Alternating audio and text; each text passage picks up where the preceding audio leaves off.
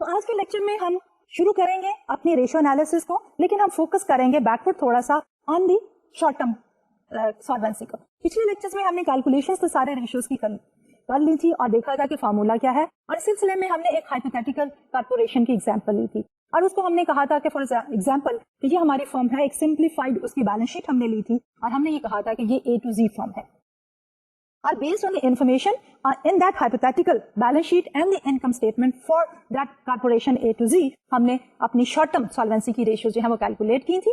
آج کے لیکچر میں بھی ہم وہی بیلنس شیٹ اور انکم اسٹیٹمنٹ لیں گے for the A to Z company, اور پھر اس کے ساتھ مزید کیلکولیشن جو ہے, مزید ریشیو جو ہیں وہ ان کو کیلکولیٹ کریں گے. لیکن اس سے پہلے کہ ہم جو اپنے second categories of the ratio کی طرف جائیں جو کہ لانگ ٹرم سالوینسی ہے, ہم فوکس کریں گے تھوڑا سا بیکورڈ اور دیکھیں گے کہ شارٹ ٹرم سالوینسی میں جو سب سے زیادہ commonly used and calculated ratio ہے, کرنٹ ریشیو ہے, اس کے ساتھ کرنٹ ایونٹس جو ہے کہ چند ایک ٹرانزیکشن جو ہے ان کو لیں گے ایز این ایگزامپل, اور دیکھیں گے کہ اس کا کرنٹ ریشیو کے اوپر کیا فرق پڑتا ہے یا کیا اثر پڑتا ہے. اور اس کے بعد اس ٹاپک کو کور کرنے کے بعد ہم مزید آگے بڑھتے ہوئے we will move towards the long term solvency. اور لانگ ٹرم میں جیسے ہم نے کہا کہ will start with the total debt to asset ratio, اور پھر اس کے ساتھ الائڈ ہم اکویٹی ملٹی پلائر اور اسی طرح کی دوسری ریشیوز جو ہم ان کو کیلکولیٹ کریں گے. اس میں ڈیٹ ٹو اکویٹی ریشیو کو بھی ڈسکس کریں گے, اکویٹی ملٹی پلائرز کو بھی کریں گے, اور پھر ہم اس کی third categories of the ratios میں جائیں گے جس کو ہم کہتے ہیں ایسٹ مینجمنٹ ریشیو. اب یہ جو ایسٹ مینجمنٹ ریشیوز ہیں یہ زیادہ تر انٹرسٹ کن کا ہوتا ہے, اس میں انٹرنل مینجمنٹ کا, اور اس میں ہم دیکھیں گے کہ ہمارے پاس انوینٹری ٹرن اوور ریشیو کیا ہے, اس میں efficiency of the inventory usage کی بات کریں گے, اور ساتھ ہم ریسیویبل ٹرن اوور کی بات کریں گے, اور اسی کے ساتھ ساتھ الائڈ پے ایبل ٹرن اوور کی بھی بات کرتے ہوئے آگے بڑھیں گے. اور فائنلی ہم ایسٹ ٹرن اوور کی بات کریں گے جو ہمیں بات کرے گا کہ اوور آل یوٹیلائزیشن جو ہے ایسٹس کی وہ from the internal management point of view اچھی ہو رہی ہے یا کہ وہ بری ہو رہی ہے, اس میں امپروومنٹ آ رہی ہے یا کہ وہ ڈیٹیریوریٹ ہو رہی ہے. اور اس کے ساتھ ساتھ ایک اور الائڈ ریشیو بھی ہم کیلکولیٹ کریں گے جس کو ہم کیپیٹل انٹینسٹی ریشیو کہتے ہیں, which is the reverse of our total asset turnover ratio ریشیو. اور فائنلی پھر ہم پروفیٹیبلٹی کی بات کریں گے جو زیادہ تر انٹرسٹ کس کا ہوتا ہے, ہمارے اونرز کا, کہ اونرز نے جو ہے وہ انویسٹ کیا ہوا ہے ان دا فرم. اب ان کا فوکس یہ ہوتا ہے کہ فرم پروفٹ ارن کرے گی تو اس میں سے کچھ شیئر جو ہے in the form of the dividend share holders کو ڈسٹریبیوٹ کیا جائے گا. تو اس سلسلے میں ہم کیلکولیٹ کریں گے پروفٹ مارجن جو کہ سب سے زیادہ commonly used and one of the important ratios ہے, اس کو کیلکولیٹ کریں گے. اور پھر اس کے بعد ہم ریٹرن آن ایسٹس کی بات کریں گے اور ساتھ ساتھ ریٹرن آن اکویٹی کی بھی بات کریں گے. اس کے بعد ایک اور گروپ بھی ایگزسٹ کرتا ہے, اگر ٹائم نے اجازت دی تو we will cover this last group of ratios in today's lecture, otherwise ہم اس کو اس سے اگلے لیکچر میں کور اپ کریں گے جو کہ ہماری مارکیٹ ویلیو ریشیوز ہوتی ہیں, جو کہ other than the financial statement کا information and the data set from the market کو اپنے کیلکولیشن میں شامل حال کرتی ہے, اور وہ کیلکولیشن جو ہے is based on the market price as well as the internally generated data which we take from the balance sheet اور دی انکم اسٹیٹمنٹ. تو ہم اپنا آج کا لیکچر شروع کرتے ہیں ان ڈیٹیل, اور اس لیکچر میں ہم تھوڑا سا بیکورڈ جا رہے ہیں in order to focus more on the current ratio, اور ہم یہ دیکھنا چاہیں گے کہ مختلف ایونٹس جو ہیں وہ اس ریشیو کے اوپر کس طرح سے اثر انداز ہوتے ہیں. لیکن اس ڈسکشن کے لیے ڈیفینیٹلی ہمیں جو ہے وہ ایک چیز کی ضرورت ہے, اور وہ ضرورت ہے کہ ایک ہائپوتھیٹیکل سینیریو جس میں کوئی کمپنی ہو جس کی ایک گیون بیلنس شیٹ ہو, اس کے ساتھ ساتھ اس کی انکم اسٹیٹمنٹ بھی ہو. تو اس سلسلے میں ہم اپنی وہی کمپنی A to Z جو ہے اسی کی بیلنس شیٹ اور انکم اسٹیٹمنٹ کو لے کے آگے بڑھیں گے. تو فار ریویو اور ریویژن ہم اس بیلنس شیٹ کو اور انکم اسٹیٹمنٹ کو دوبارہ سے ریفلیکٹ کر رہے ہیں آن دیز 3 سلائڈس ہیئر. اس پہلی سلائڈ میں we have taken the total assets. شروع ہم کر رہے ہیں کرنٹ ایسٹ سے, اور ہم 2 سال لے رہے ہیں 2000 X2 اینڈ 2000 X1. اس میں کرنٹ ایسٹس میں ہم cash, account receivable and inventory. Total current assets for the year 2000 X1 is 642 and for the year 2000 X2 they are 708. By the way یہ سارے نمبر جو ہیں they are in $, million. پھر اس کے بعد سیکنڈ پورشن آ جاتا ہے جو کہ ہمارا فکس ایسٹس کا ہے. تو فکس ایسٹس میں ہم لے رہے ہیں نیٹ پلانٹ اینڈ اکوپمنٹ, اور اس میں 2731 for the year 2000 X1 and 2880 for the year 2000 X2. And total ہمارے ایسٹس جو ہیں 3373 for the year 2000 X1 and 3588 for the year 2000 X2. اب اسی بیلنس شیٹ کی دوسری سائڈ جو ہے بیلنسنگ فیکٹر ہمیشہ ہوتا ہے, that is about the total liabilities and the owners equity. تو اس سلسلے میں ہم لسٹ ڈاؤن کر رہے ہیں total liabilities and the owners equity on this slide here. کہ سب سے پہلے ہم کرنٹ لائبلٹیز کو لسٹ ڈاؤن کر رہے ہیں جس میں accounts payable and notes payable are the 2 entry for this simple hypothetical situation. For the year 2000 X1 A to Z corporation کے جو ٹوٹل کرنٹ لائبلٹیز ہے وہ 543 ہے, اور 2000 X2 میں 540 ہے. لانگ ٹرم ڈیٹ جو ہے 531 in year 2000 X1 and 457 in the year 2000 X2. Stock holders equity में हमारे पास जो टोटल है that is 2299 for the year 2000 X1 and 2591 for the year 2000 X2. Total liabilities and the equities, they are exactly equal to our total asset because we are talking about the balance sheet. अब balance sheet में हमेशा हमारे total assets जो हैं वो बराबर होते हैं total liabilities and the owners equity के. अब उसके बाद जो दूसरी स्टेटमेंट हम यूज करेंगे in the calculation of our ratio analysis, वो है हमारी इनकम स्टेटमेंट. तो वो इनकम स्टेटमेंट हमने रिफ्लेक्ट की है on this particular slide. This income statement is for the year 2000 X2 and all the numbers are in dollar millions. Net sales 2,311, cost of goods sold 1,344, depreciation is 276, earnings before interest and taxes 691 million, interest expenses 141 and therefore taxable income is 550. इसमें से जब हम taxes minus करते हैं worth rupees $187 million, तो net income जो है that is 363. इस टोटल नेट इनकम को हम डिवाइड करते हैं इन टू कंपोनेंट्स कि जो हम डिस्ट्रीब्यूट कर देते हैं to the shareholders in the form of the dividends, और दूसरा कंपोनेंट हमारे पास कि एक पोर्शन ऑफ द अर्निंग जो है हम रख लेते हैं अपने बिजनेस में, जिसको हम कहते हैं retain earning for the future expansion and the growth of the firm. और वो हमने यहाँ पे लिया है कि $121 मिलियन जो है वो डिविडेंड्स है एंड 242 जो है वो रिटेन अर्निंग्स है. अब इन्हीं सारे नंबर्स को लेके हम आगे बढ़ेंगे और हम जो है सारी रेशियो की कैलकुलेशंस जो है वो बेस करेंगे on this income statement and the balance sheet. तो हम थोड़ा सा फोकस करना चाह रहे हैं backward on the current ratio and इसमें हम 1-2-3 एग्जांपल्स लेंगे और देखना ये चाहेंगे कि करंट इवेंट्स जो हैं वो किस तरह अफेक्ट करते हैं हमारी इस करंट रेशियो को. जैसे कि पहले भी हमने डिफाइन किया था कि हमारी करंट रेशियो जो है शॉर्ट टर्म लिक्विडिटी या सॉल्वेंसी के कैलकुलेशन के लिए सबसे ज्यादा कॉमनली यूज्ड रेशियो है. तो इसका फॉर्मूला क्या है कि हमारे पास current ratio is equal to current assets divided by the current liabilities. आपको याद होगा कि जब हम नेट वर्किंग कैपिटल की भी बात कर रहे थे, हम क्या कह रहे थे कि हमारे पास net working capital is equal to current assets minus the current liabilities. और अगर हमने कहा कि हमारे पास नेट वर्किंग कैपिटल पॉजिटिव है तो हमारे पास current assets are more than the current liabilities. और ये भी हमने कहा था कि for a growing healthy firm normally net working capital जो है हमारा पॉजिटिव होता है.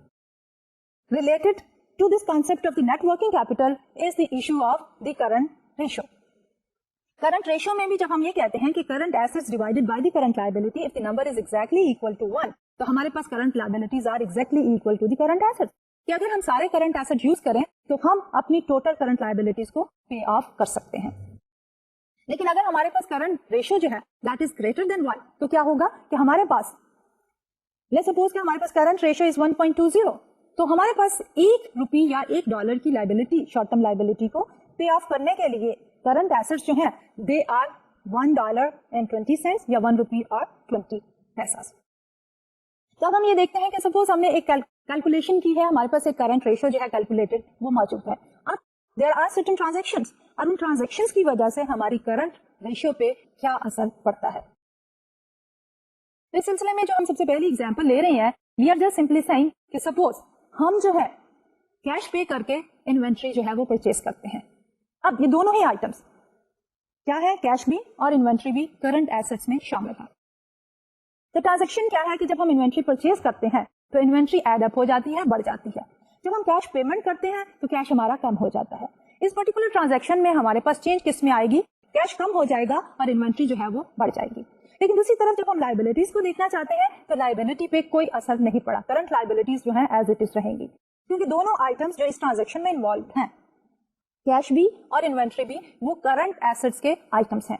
इसलिए कैश के कम होने की वजह से और इन्वेंट्री के बढ़ने की वजह से हमारे करंट एसेट्स जो है total current assets will remain the same और करंट लायबिलिटीज में कोई फर्क नहीं आया. इसलिए इस पर्टिकुलर ट्रांजैक्शन में हमारी current ratio will remain unchanged. अब इस सिलसिले में हमें एक और ट्रांजैक्शन लेते हैं विच इज बिट ट्रिकी. अब ये ट्रांजैक्शन जो है हमने रिफ्लेक्ट किया on this particular slide. We are saying what happens if a firm sells some merchandise. जब हमने परचेज की थी तो उस वक्त तो हमने ये कहा था कि इन्वेंट्री आ जाएगी और कैश कम हो जाएगा. अब जब हम सेल कर रहे हैं मर्चेंडाइज को तो उस सिनेरियो में भी क्या होगा कि हमारे पास इन्वेंट्री जो है वो कम हो जाएगी और कैश जो बढ़ जाएगा. लेकिन इस सिनेरियो में थोड़ा सा फर्क है. फर्क क्या है कि जो हमने इन्वेंट्री को रिकॉर्ड किया है वो रिकॉर्ड की है on the book value, historical cost के ऊपर, क्योंकि हमारी सारी ट्रांजैक्शंस और सारे items on the balance sheet जो है they are recorded at the historical values. अब अगर हम मार्केट में उनको बेचते हैं एंड सपोज के we are able to sell them at a higher price, current ratio would usually rise because the inventory is shown at cost and sale would normally be at something greater than the cost. क्योंकि जब हम inventory purchase करते हैं तो हम उसको cost पे show करते हैं, जब हम उसको बेचना चाहते हैं डेफिनेटली हम उसको सर्टेन मार्कअप के ऊपर बेचना चाहते हैं, हायर प्राइस पे बेचना चाहते हैं, तो जो कैश आता है फर्म के अंदर वो ज्यादा होगा और इन्वेंट्री एट कॉस्ट जो कि कम हुई है इन the current asset section of the balance sheet वो जो है वो कम हुई है. ओवरऑल क्या है कि हमारे करंट एसेट्स जो है वो बढ़ जाएंगे, करंट एसेट बढ़ जाएंगे, there won't be any change in the current liabilities and therefore because of the sale of the inventory at a certain markup क्या होगा, हमारी करंट रेशियो जो है वो बढ़ जाएगी. इसी सिलसिले में हम एक और एग्जांपल लेते हैं और उसको हम ये देखते हैं कि इस एग्जांपल में कि रेशियो बढ़ेगी या कम होगी वो डिपेंड करता है कि टू बिगिन विद हमारी जो करंट रेशियो जी वो ग्रेटर देन 1 थी या के लेस देन 1 थी. एंड ये taking an example and saying a firm wants to pay off some of its suppliers and creditors. What would happen to the current ratio? अब इसमें हमारे पास करंट लायबिलिटीज भी इन्वॉल्व है और करंट एसेट्स भी इन्वॉल्व है. जब हम कह रहे हैं कि फर्म जो है वो सप्लायर्स को या क्रेडिटर्स को पे ऑफ करना चाहती है तो ट्रांजैक्शन में क्या होगा कि हमारा कैश कम हो जाएगा और उसके साथ साथ हमारी लायबिलिटीज पे ऑफ हो जाएंगी, वो भी कम हो जाएंगी. अब करंट रेशियो पे क्या असर पड़ेगा, इट डिपेंड्स ऑन कि पहले इनिशियली हमारी रेशियो वाज ग्रेटर देन 1 और the ratio was less than 1. So if current ratio moves away from 1 and supposedly if it is greater than 1 it will get bigger, but if it is less than 1 it will get smaller. और इसको further elaborate करने के लिए हमने एक hypothetically simple से example ली है और उसमें हमने ये कहा है कि suppose initially firm has 4 million in current assets and 2 million in current liabilities, therefore 4 million current assets है, 2 मिलियन करंट लायबिलिटीज है, तो हमारे पास करंट रेशियो क्या होगी, current assets 4 million divided by current liabilities 2 million, तो हमारी रेशियो इज इक्वल टू 2. अब सपोज हमारी फर्म जो है वो पे ऑफ करती है 1 मिलियन टू द सप्लायर्स और द क्रेडिटर्स, अब उससे हमारी करंट रेशियो पे क्या असर पड़ेगा. So if firm uses $1 million in cash to reduce the current liabilities, then the new current ratio will be, पहले हमारे पास 4 मिलियन थे करंट एसेट, अब कितने हो गए, कैश पे किया हमने 1 मिलियन का, तो now we have 4 minus 1 divided by हमारे पास पहले करंट लायबिलिटीज कितनी थी 2 मिलियन की, अब हमने पे ऑफ कर दी 1 मिलियन की, तो हमारे पास 2 minus 1. So what we have here is 3 divided by 1 is equal to 3. पहले हमारी करंट रेशियो 2 थी, जब हमने पे ऑफ कर दिया टू द सप्लायर तो हमारी current ratio has increase from 2 to 3. अब हम लेते हैं other side of the picture और इसमें हम अज्यूम करते हैं कि इनिशियली हमारी करंट लायबिलिटी ज्यादा थी और करंट एसेट्स जो है वो कम थे. इसमें हम अज्यूम करते हैं वाइस वर्सा कि इनिशियली हमारे करंट लायबिलिटीज वर 4 बिलियन और हमारी करंट एसेट्स वर 2 मिलियन और अब हमने पे ऑफ कर दिया अपना क्रेडिटर्स को या सप्लायर्स को $1 मिलियन फ्रॉम कैश. तो जब हमारे पास current liabilities are 4 million and current assets are 2, तो हमारे पास रेशियो क्या होगी 2 डिवाइडेड बाय 4 विच इज 1/2. अब इसमें हम ये कहते हैं कि suppose we pay off to the supplier or the creditors 1 million in cash, तो क्या होगा कि हमारे करंट एसेट्स जो हैं वो 2 से कम होके 1 हो जाएंगे और करंट लायबिलिटीज जो हैं वो 4 से कम होके 3 हो जाएंगे. तो हमारी करंट रेशियो क्या हो जाएगी 1 divided bye 3 which is 1/3. Initially हमारी करंट रेशियो थी 1/2 और जब इट इज लेस देन 1 और जब हमने पे ऑफ कर दिया टू द सप्लायर्स और the creditors $1 million in cash, तो हमारी रेशियो जो है मजीद कम होके 1/3 हो जाएगी.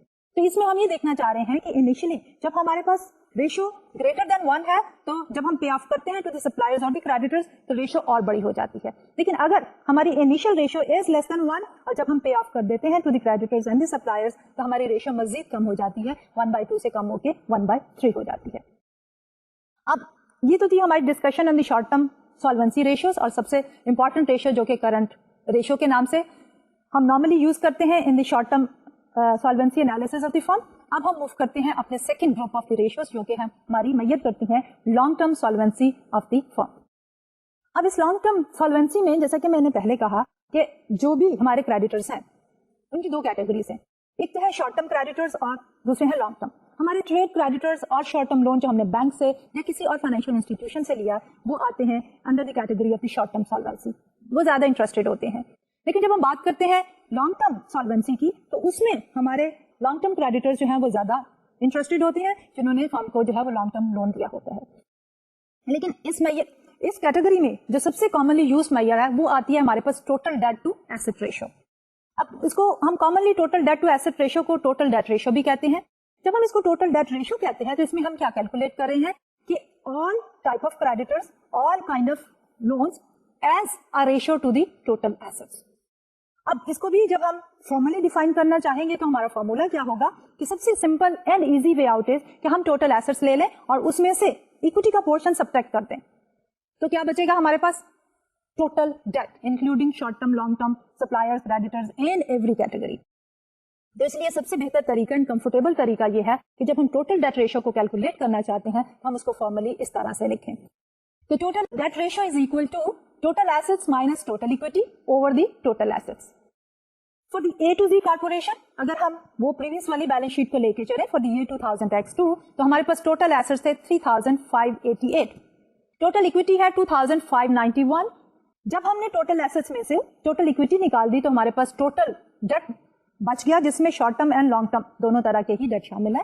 As a ratio to total asset हमारी टोटल एसेट्स है 3588 which is equal to 0.28 times. What does it tells us? It tells us that कि अगर हमारे पास 100% एसेट्स जो हैं वो मौजूद हैं तो हमारा जो डेट का पोर्शन है, यानी हमने जब कहा था कि टोटल एसेट्स को फाइनेंस करने के हमारे पास दो तरीके हैं, एक है with the help of the debt और दूसरा है through the help of the owners contribution. तो इस रेशो में हम ये देख रहे हैं कि डेट से हमारे एसेट्स जो हैं वो 28% एसेट फाइनेंस हो रही हैं। इसी से इंप्लाइड एक और भी कंक्लूजन हमारे पास मौजूद है कि अगर 28% हमारे पास डेट है तो फिर 1 माइनस या 100% minus 28% is the contribution of the owners. तो ओनर्स की कंट्रीब्यूशन जो है वो हमारे पास कितनी होगी? That will be 72%। तो ये टोटल डेट रेशियो जो है it tells us about the overall leverage of the firm, कि फर्म ने अपने सारे के सारे एसेट्स जो हैं उनमें से कितना परसेंट जो है वो फाइनेंस किया है from the outside source which is the debt and कितना परसेंट जो है वो इक्विटी या ओनर्स की कंट्रीब्यूशन से फाइनेंस किया है। अब ए टू जी कंपनी के पास 28% डेट है अगेंस्ट द टोटल एसेट्स, जैसे कि मैंने पहले कहा व्हिच इंप्लाइज कि 72% जो है इक्विटी फाइनेंस किया है एसेट्स को। अब यहां से हम दो और वेरिएशंस जो है वो निकाल सकते हैं। ये वेरिएशंस जो है हमारी that is related to the total debt, वो है डेट टू इक्विटी रेशियो और दूसरी है इक्विटी मल्टीप्लायर की। अब जो इस पर्टिकुलर हाइपोथेटिकल कंपनी है जिसको हम कह रहे हैं ए टू जी कंपनी, उसके लिए हमारे पास टोटल डेट रेशियो से जब हम डेट टू इक्विटी रेशियो निकालना चाहते हैं तो what do we do? Total debt divided by total equity.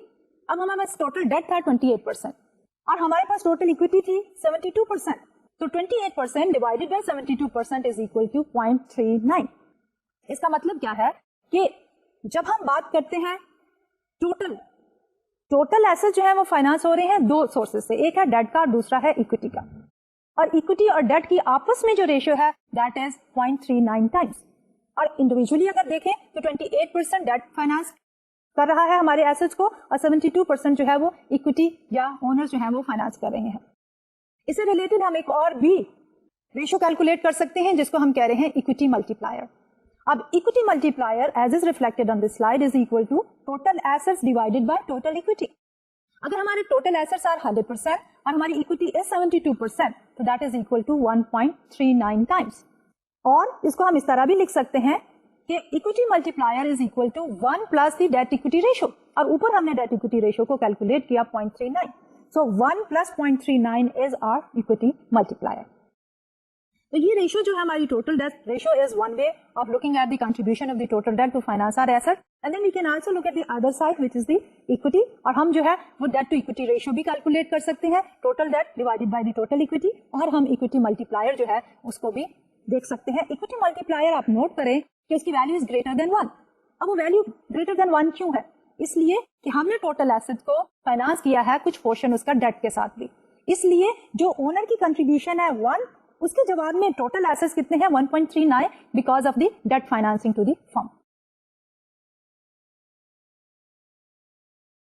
अब इसी सिलसिले में जब हम बात कर रहे हैं लॉन्ग टर्म सॉल्वेंसी की, तो एक इश्यू होता है कि जब हम लॉन्ग टर्म लोन लेते हैं तो उसकी रीपेमेंट जो है वो तो होती है आफ्टर 1 ईयर, क्योंकि by definition long term loan वो है कि जिसको हमने पे ऑफ करना है over a longer period of time.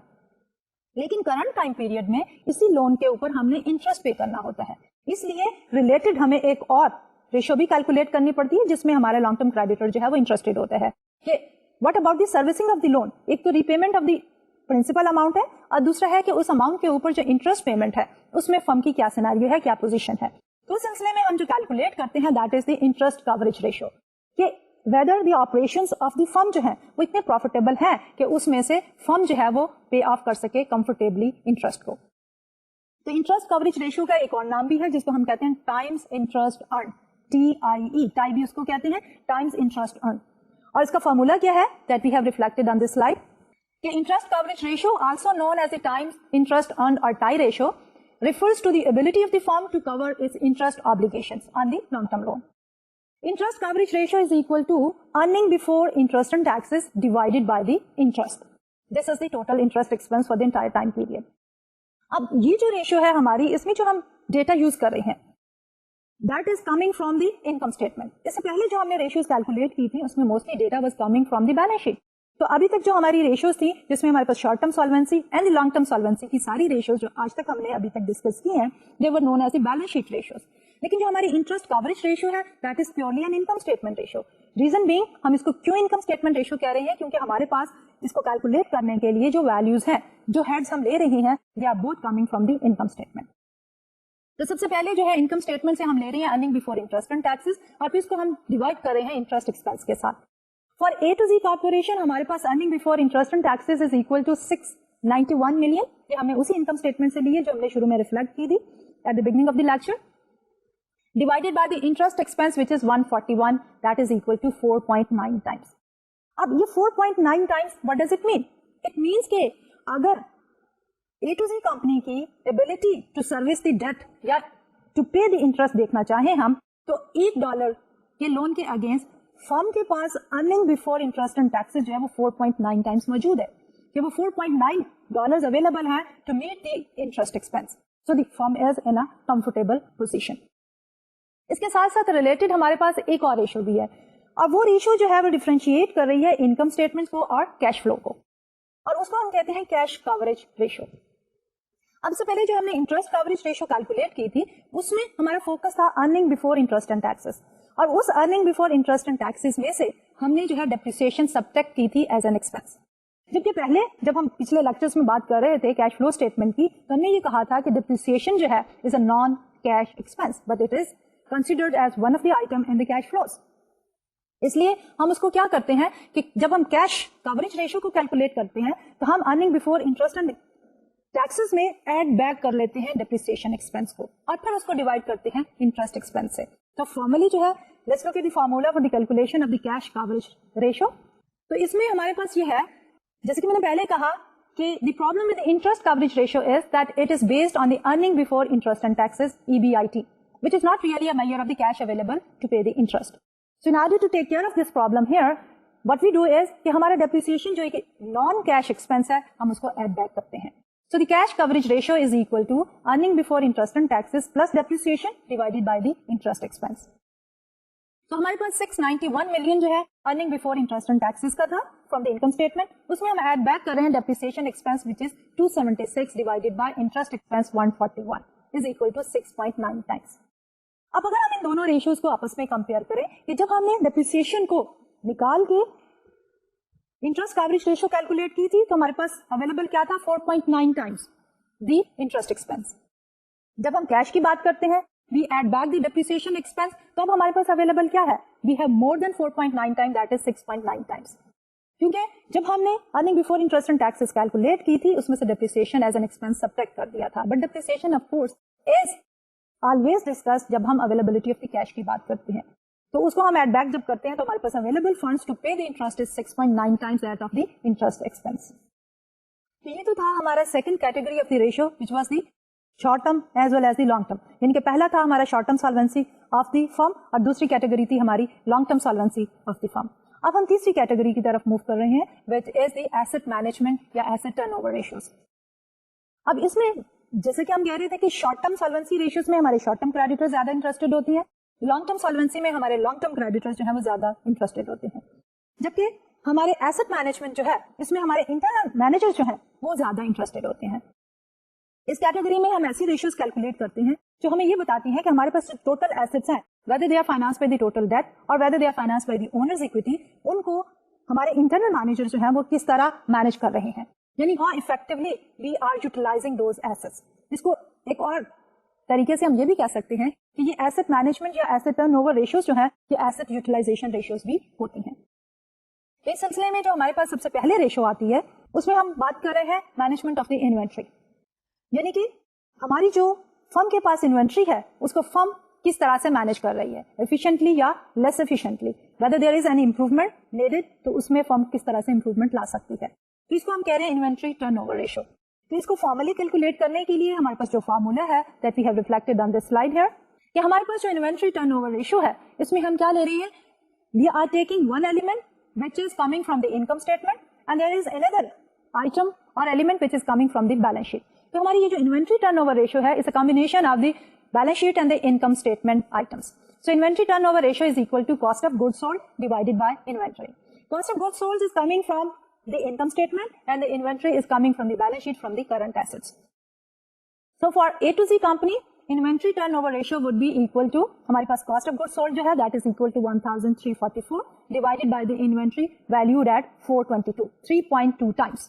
इसका मतलब क्या है कि so A to Z sold off or turned over the entire inventory 3.2 times during the year, कि जो टोटल फर्म के पास इन्वेंट्री मौजूद थी पूरे साल के अंदर 3.2 टाइम्स जो है उसने उसको सेल ऑफ किया। इसको मजीद एलेबोरेट करने के लिए हम एक और अलाइड या रिलेटेड रेशो भी कैलकुलेट करते हैं और उस रेशो को we have reflected on this particular slide और उसको हम कहते हैं days sales in inventory. If you know that the sales were turnover 3.2 times during the year, we can calculate easily कि कितने अरसे में हमारी इन्वेंट्री जो है वो सेल्स में कन्वर्ट हुई और इसमें नंबर ऑफ डेज हम कैलकुलेट कर रहे हैं।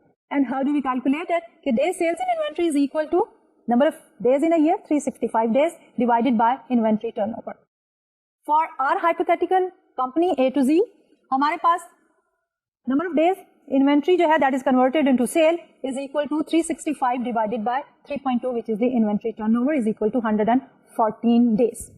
So हमारे पास inventory को sale में convert करने के लिए time period कितना है 114 days. In other words कि हमारी जो inventory है वो कन्वर्ट हो रही है सेल्स में अप्रोक्सीमेटली आफ्टर 4 months.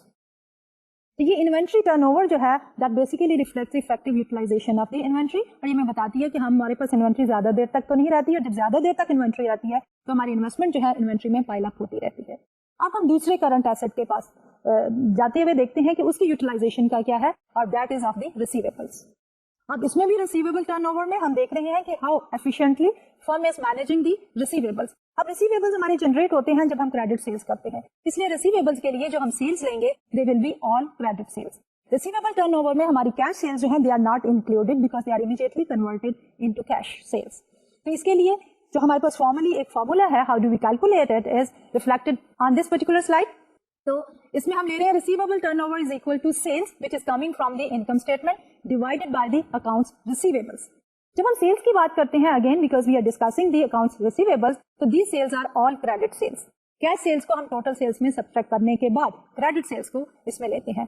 तो for our A to Z company हमारे पास अगर हम अज्यूम करें कि हमारी सारी सेल्स आर क्रेडिट सेल्स, तो हमारी टोटल सेल्स जो है 2311 divided by the account receivables which we are taking from the balance sheet, they are 188 is equal to 12.3 times. So A to Z collected its outstanding credit accounts and reloaned the money 12.3 times during the year. और इसमें हमने assume किया कि हमारी all sales are the credit sales. अब इसी को हम एक parallel ratio में भी convert कर सकते हैं जैसे कि हमने inventory में किया और वो हमारी ratio कहलाती है average collection period. और उसको formally किस तरह हम reflect करते हैं that we have reflected on this slide कि days sales in receivable is equal to 365 days divided by receivable turnover. So for A to Z company we have 365 divided by 12.3 is equal to 30 days. These 30 days are also known as the average collection period. ये हमें क्या बता रही है कि firm जो है जब क्रेडिट पे सेल करती है तो 30 डेज के बाद ऑन एवरेज वो कलेक्ट कर लेती है अपने आउटस्टैंडिंग क्रेडिट को, यानी रिसीवेबल्स को कन्वर्ट कर लेती है कैश में। हमारा जो है एवरेज कलेक्शन पीरियड जितना कम हो उतना ही ज्यादा एफिशिएंट है फर्म की credit and the collection policies, और जितना ये पीरियड ज्यादा होगा उतना ही इट रिफ्लेक्ट्स कि there is a need for improving the average collection period and the collection and the credit policies of the firm. तो this was regarding the collection policies. उसी के साथ साथ फर्म जो है उसने भी क्रेडिट पे कुछ परचेजेस की होती हैं जिसके नतीजे में हमारे पास पेएबल्स होते हैं। तो we can also talk about another related ratio जो कि पेएबल टर्नओवर रेशियो कहलाती है। और पेएबल टर्नओवर में हम ये देखना चाहते हैं कि फर्म जो है ऑन एवरेज कितने दिनों के बाद या कितने टाइम्स के बाद अपनी जो है पेमेंट्स करती है टू दी क्रेडिटर्स, और वो है हमारे ट्रेड क्रेडिटर्स जिन्होंने हमें बेचा है on credit, and after how much time period, after how many days जो है हम अपने इन ट्रेड क्रेडिटर्स को पे बैक करते हैं। So in order to calculate that, we have reflected the formula on this slide. It describes how long does the firm take to pay its bill, and it is computed as payable turnover is equal to cost of goods sold. Cost of goods sold again is coming from the income statement and divided by the accounts payable, which is coming from the balance sheet, current liabilities. So we have for A to Z company, our cost of goods sold is 1,344 divided by accounts payable 344 is equal to 3.9 times. अब इसी turnover को अगर हम number of days में convert करना चाहें तो what we will do is we will take 365 divided by the payable turnovers. So 365 divided by 3.9 is equal to 94 days.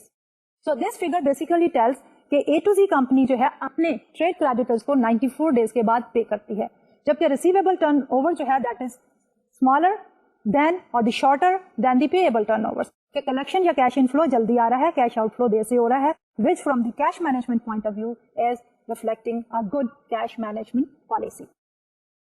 तो ये तो थी हमारी some of the measures जो कि रिफ्लेक्ट करती हैं एसेट मैनेजमेंट की. अगले लेक्चर में इंशाल्लाह हम फोकस करेंगे इसी कैटेगरी पे और हम total asset turnover and the allied ratio of the capital intensity और द यूटिलाइजेशन को कवर अप करते हुए प्रॉफिट मार्जिन रेशियोज पे और मार्केट वैल्यू रेशियोज पे जाएंगे.